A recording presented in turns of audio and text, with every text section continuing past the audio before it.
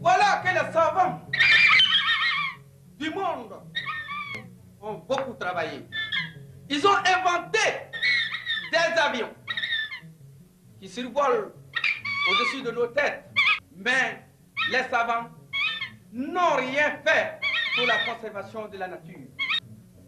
Bientôt, nos enfants ne sauront pas à quelle hauteur peut atteindre un arbre de la forêt.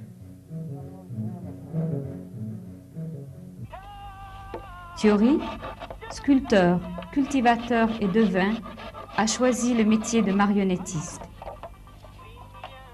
Et parce que de nombreux animaux ont aujourd'hui disparu, il a voulu leur rendre la vie, les faire réapparaître comme par magie.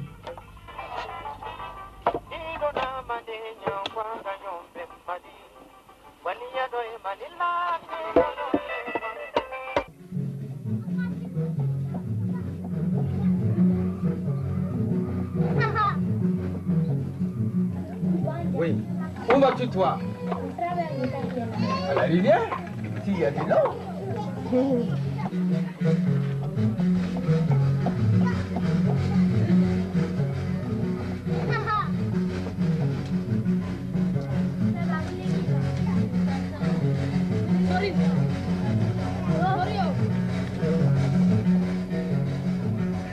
Thiori dit qu'il n'a jamais appris avec quelqu'un. Dans l'enfance, à l'école, il s'entraînait déjà à fabriquer des objets articulés.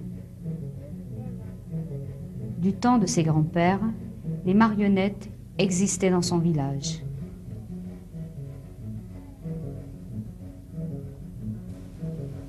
Aujourd'hui, cette tradition se perd. Thiori a beaucoup interrogé les vieux et beaucoup appris.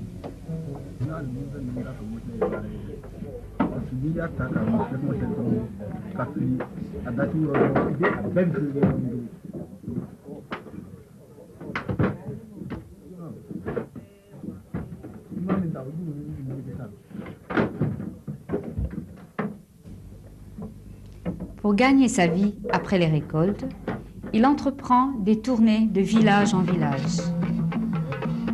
Il est très demandé et apprécié de tous.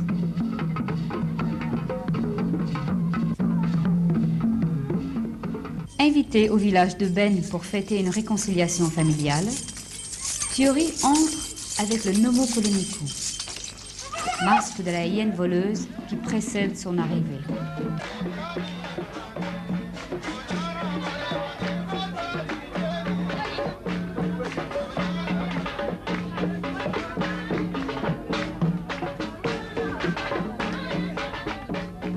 Aujourd'hui, pour la première fois depuis 100 ans, il sort, pour les vieux, les petites marionnettes en cage.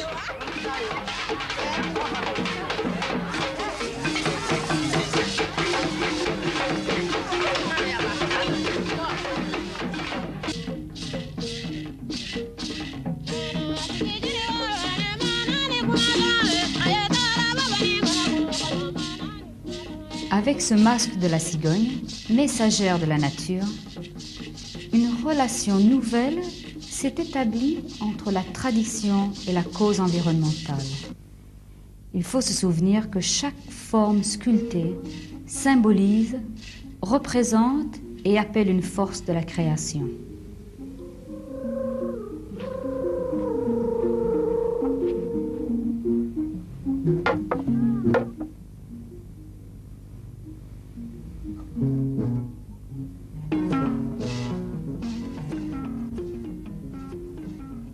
Par exemple, Dieu et la loi. Ce tableau représente la justice divine fondée sur l'équilibre entre l'action et le cœur et les résultats qui en découlent pour l'humanité.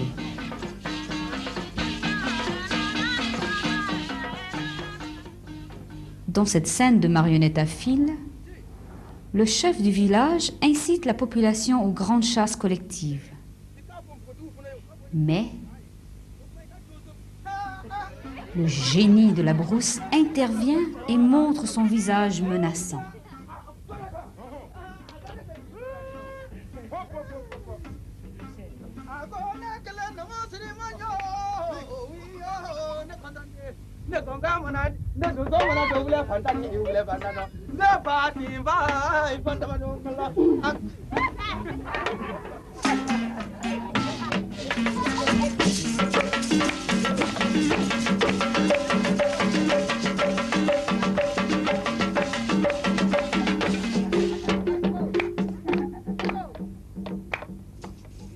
Ici, dans la scène du cultivateur et du singe, la cigogne,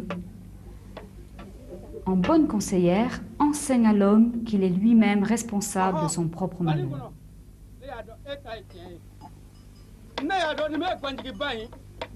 En défrichant les terres sauvages, il oblige les animaux à venir voler dans les champs des cultures.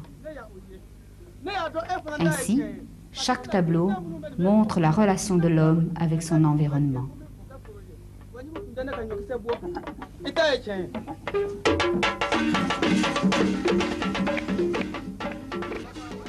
Dans le but de renouer le lien entre la tradition et le présent, l'UICN, dans le cadre de son programme d'éducation environnementale, a choisi Thiori pour transmettre ses connaissances au monde scolaire.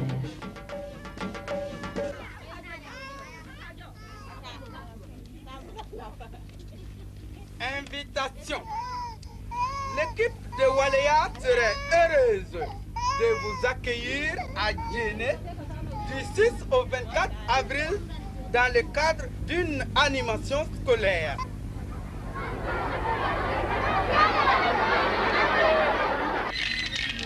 Là, dans le Bani, il y avait un gros caïman. Le caïman était dit soi-disant méchant. Les villageois sont allés à la recherche d'un grand chasseur qui lui, à son tour, est venu et a tué le caïman. Alors l'érosion des terres reniées par les cultivateurs a rempli le lit du marigot. Et voilà que le marigot s'est taillé. Donc il n'y a plus de caïman, plus de grenouilles, mais plus d'eau. Alors, s'il n'y a pas d'eau, il n'y a plus de vie. Le marigot s'est taillé, plus de marigot.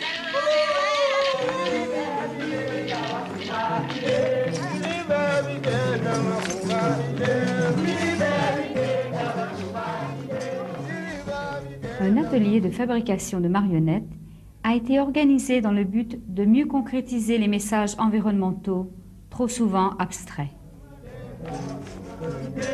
Comme le dit un proverbe de la sagesse traditionnelle, le jour où tu acquiers le savoir, sache que la connaissance est la seule chose que l'on peut donner 1 million de fois sans s'appauvrir.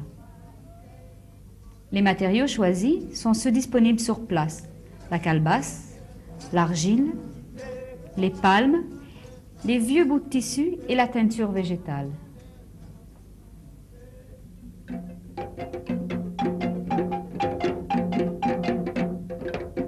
Ce sont des ateliers à encourager. D'abord, ça permettra aux enfants de se familiariser avec le travail manuel, d'une part, et d'autre part, ça permettra à ces enfants même d'être les messagers, de véhiculer eux-mêmes la sensibilisation. Parce qu'une fois qu'ils auront monté leur marionnette, bon, à qui ils vont démontrer ça? Ce sont à leurs camarades du village qui ne sont pas avec eux.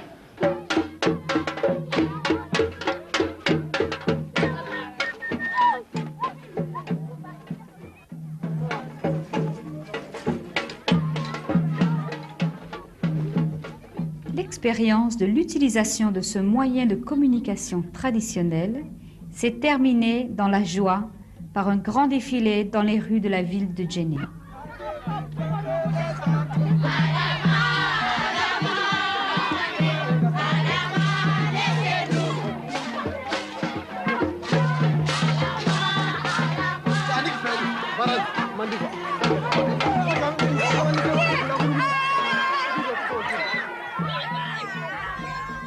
Comme impact immédiat sur la population, On a pu noter la remise en question d'une grande battue annuelle.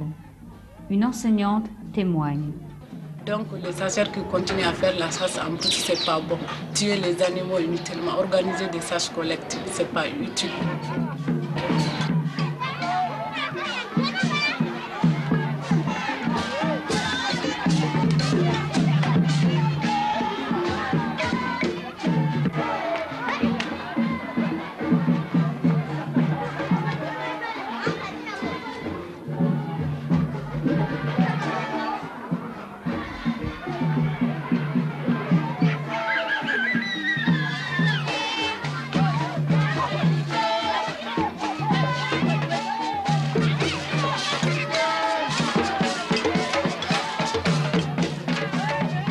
J'ai été émerveillé en regardant, n'est-ce pas, les marionnettes. Et surtout, il y a le côté pédagogique, n'est-ce pas, bien de la chose. Parce que les animaux ont parlé. Déjà, tout comme n'est pas les fables de La Fontaine, le message, n'est-ce pas, passé n'est-ce pas, de la bouche, n'est pas soit le crapaud qui parle ou bien soit les oiseaux qui parlent, et ainsi de suite. Ça a intéressé, n'est-ce pas, les enfants, n'est-ce pas?